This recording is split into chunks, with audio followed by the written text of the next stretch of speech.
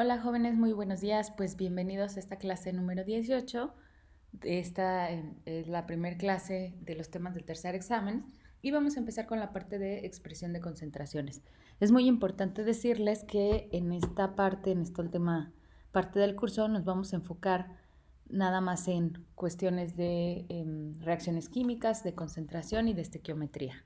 Entonces vamos a empezar. La primera cosa es que ustedes sepan lo que son las disoluciones. Una disolución es una mezcla homogénea de dos o más sustancias. Generalmente la sustancia que está presente en mayor concentración le llamamos soluto y la sustancia que está en menor concentración puede llamarse disolvente o solvente. Esto es correcto. Luego, las disoluciones pueden ser gaseosas o pueden ser líquidas o algunas sólidas. En general, cuando estamos hablando de disoluciones sólidas, nos estamos enfocando más en cuestión de aleaciones. En las líquidas, pues podemos tener un soluto como una solución de agua y sal, o en el caso de las gaseosas, el aire sería una disolución donde tenemos ahí, cabría la pena decirles que estamos hablando de algo más que se parece a una mezcla. Entonces, bueno, pues vamos a determinar ahora, vamos a trabajar con cálculos de solubilidad, donde la solubilidad va a representar la máxima cantidad de soluto que se disolverá en una cantidad de solvente a temperatura específica.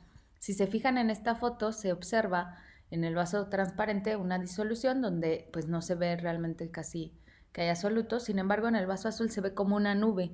Esa nube que se forma, no sé si alguna vez la habrán visto anteriormente en algún laboratorio, estamos hablando de que cuando mezclamos dos disoluciones, una de ellas forma un precipitado y este precipitado es el que estamos viendo aquí, que sería una sustancia sólida que lo que hace es que ya no va a permitir el paso de la luz y por eso lo estamos viendo en forma de esta nube.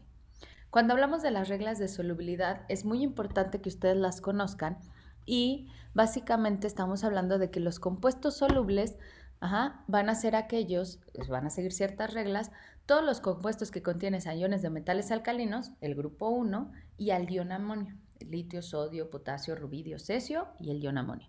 O bien, todos los nitratos, los bicarbonatos y los cloratos van a ser solubles, todos los halogenuros van a ser solubles y los sulfatos van a ser solubles. Pero en el caso de los halogenuros vamos a tener excepciones. Es decir, los halogenuros de plata, mercurio y plomo no van a ser solubles, van a ser insolubles. Igual con los sulfatos de plata, calcio, estroncio, bario, mercurio y plomo. Entonces, cuando hablamos de las excepciones, ojo, estamos hablando de que en este caso van a ser insolubles. Eso quiere decir que si yo tengo un precipitado de cloruro de plata, por ejemplo, lo voy a ver como en la diapositiva pasada, como una nube, donde esta nube representa a un precipitado. Ahora bien, podemos también tener compuestos insolubles como los carbonatos, fosfatos, cromatos y sulfatos. Todos estos van a ser insolubles. Y los hidróxidos. Y cuando hablamos de las excepciones, es decir, los que son solubles, todos los carbonatos, fosfatos, cromatos y sulfatos que contienen iones alcalinos o contienen el ion amonio van a ser solubles. Igual los hidróxidos de compuestos de iones alcalinos y del ion bario. Entonces, fíjense cómo vamos a trabajar con estas reglas. Es importante que ustedes las tengan presente porque las vamos a ocupar tanto en esta clase como en la próxima cuando hablamos de reacciones de precipitación. Pero ahorita, antes de eso, les quise poner un ejemplo. El ejemplo dice clasificar los siguientes compuestos en iónicos como solubles o insolubles. El primero es el sulfato de plata. Si ustedes recuerdan la diapositiva anterior, los sulfatos son solubles, excepto el de plata. Eso quiere decir, aquí está, los sulfatos son solubles, pero en las excepciones habíamos puesto la plata, entonces este compuesto, por lo tanto, es insoluble. Luego está carbonato de calcio. Los carbonatos son insolubles y en las excepciones no está el calcio. Eso quiere decir que este compuesto es insoluble.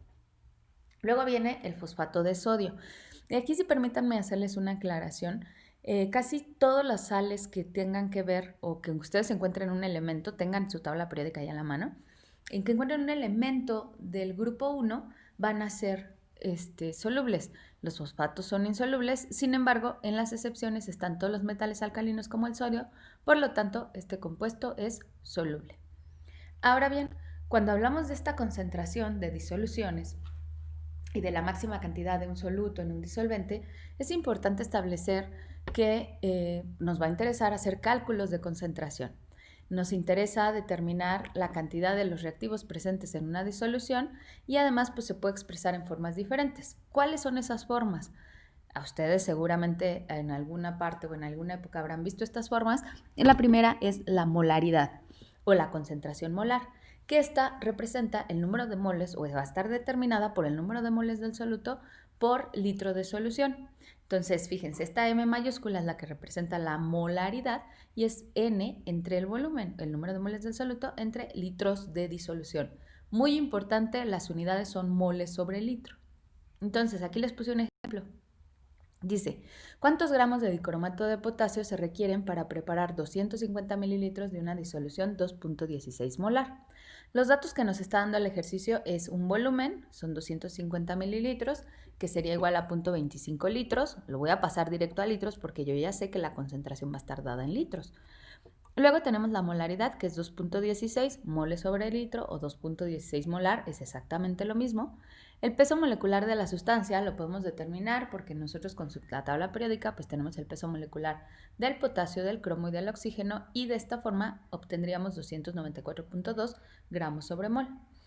En la fórmula entonces tenemos que la molaridad es igual al número de moles entre el volumen y que este número de moles lo podemos determinar, eso ya lo habíamos hecho como la masa entre el peso molecular. Si de aquí despejamos, porque nos están pidiendo la masa, nos dicen cuántos gramos de dicromato, pues despejamos la masa, esto nos quedaría como la molaridad por el volumen por el peso molecular.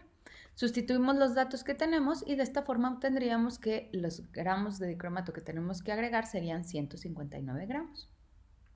Tienen otro ejemplo. Dice, en un experimento un químico necesita agregar 3.81 gramos de glucosa en una mezcla de reacción. Calcular el volumen en mililitros que deberá agregar de una disolución 2.53 molar. Entonces los datos que tenemos nos están dando la masa, la concentración, el peso molecular lo podemos determinar, la fórmula de la glucosa es C6H12O6, me parece, y bueno, si no lo pueden investigar. Con eso determinan el peso molecular y a partir otra vez de la fórmula, que es la molaridad es igual al número de moles entre el volumen, ahora yo voy a despejar el volumen porque es lo que me están pidiendo, y además me lo están pidiendo en mililitros, entonces sustituyo los datos y meto aquí el factor de conversión de litros a mililitros para obtenerlo directamente en forma de mililitros. Y de esta manera obtendría que el volumen es de 8.36 mililitros. Sin embargo, aunque esta es una forma muy común de expresar la concentración, que es en molaridad, existen otras formas de expresar la concentración. Y estas son la normalidad, por ejemplo. La normalidad se va a calcular con la concentración por el número de equivalentes y la concentración es el número de moles entre el volumen por el número de equivalentes. Donde el número de equivalentes, fíjense, si estamos hablando, por ejemplo, de un ácido como ácido clorhídrico, que es HCl, el número de equivalentes sería 1, es decir, es el número de protones que puede liberar ese ácido. Pero si hablamos de ácido fosfórico, cuya fórmula es H3PO4, entonces este puede liberar 3 protones y el número de equivalentes sería 3. Otra forma en la que podemos expresar la concentración es en partes por millón. Esta se utiliza muchísimo en cuestiones ambientales. ¿Cómo lo vamos a calcular? Sería los miligramos del soluto entre el litro del disolvente o solvente. Otras formas, que también son bastante comunes, es la porcentual, donde podemos tener porcentaje en masa, que es la masa del soluto entre la masa de la disolución por 100, donde la masa de la disolución, y esto es muy importante, va a ser la suma de la masa del soluto más la masa del solvente. O bien también puede ser porcentaje en volumen, que sería el volumen del soluto entre el volumen de la disolución, igual, donde el volumen es la suma de los dos. O bien, una última, en forma porcentual, que sería masa entre volumen, donde tendríamos la masa del soluto entre el volumen de la disolución. Y aquí vamos a encontrar diversos ejemplos. Está que por ejemplo ahí dice, ¿no? Tinte de yodo al 5%, es el 5% de masa en volumen, O muchísimos medicamentos están expresados también cuando nos dicen, bueno, pues tenemos tal, podría ser en porcentaje o podría ser en miligramos de la sustancia activa.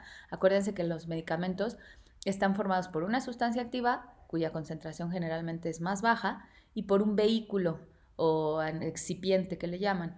Este vehículo o este excipiente para lo que sirve es para transportar el fármaco hasta el lugar donde lo vamos a requerir antes de que éste se descomponga por efectos del pH.